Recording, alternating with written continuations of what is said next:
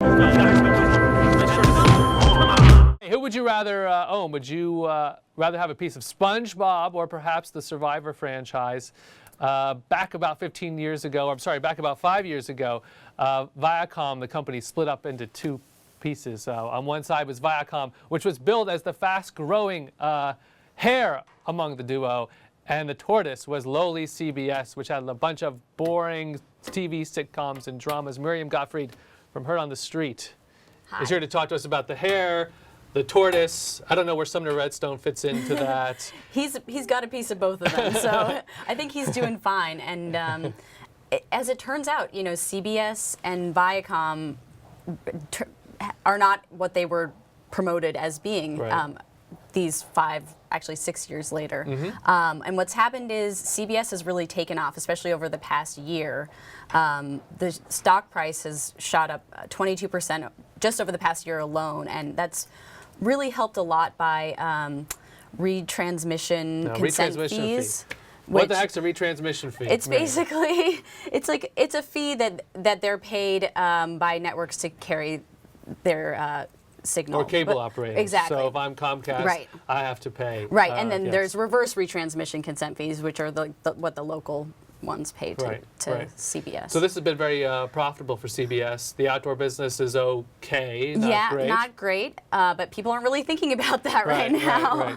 And now tell us the Viacom story. So with Viacom, what's happened is people have really focused a lot on what happened at Nickelodeon, and there was a 21% drop in ratings among the core 2 to 11-year-old demographic at the end of last year, and that was serious because that's the time of year where Viacom where Nickelodeon gets a lot of its ad revenues, and so that directly correlated with ad revenues. So Miriam, what are we supposed to take away from this? Should we buy CBS stock? One could argue that it's already run up. You cite in your article it's trading at a much richer multiple. Yes. To CBS, or sorry, to Viacom. I would say there's still probably more growth to come for CBS, but I would hold off for now. A lot of the growth is already built into the stock, or a lot of the expected growth, and it's a little bit riskier because it's still a lot more reliant on ad revenue than Viacom.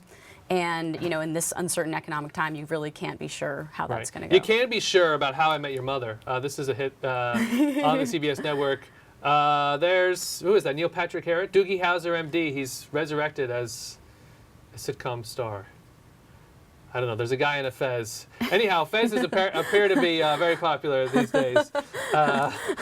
Miriam, one thing that's interesting that you mentioned in your nice Heard is the differentiation between the dividend yield. So many investors out there right now are trying to find a little extra percentage point or two of dividend. Does it make sense then, given the various valuations, that the Viacom is paying a 2.3% dividend yield? That's a heck of a lot better than a 10-year Treasury right now. Yeah, I think it's a big consideration, and that's sort of another reason why I'm suggesting that people take a look at Viacom. And maybe it's sort of been overshadowed by its sparklier former sibling. Last thing I think that's important for both these companies is the presence of Sumner Redstone. Perhaps neither a hare nor a tortoise, his own variety, his own unique person. His ownership has such a big influence on this company, and what happens after he dies has bearing on both these stocks. It remains a really big question, and I don't think that the way the market's pricing them now, people are really taking that into consideration. But I think it's something to be looking out for in the future.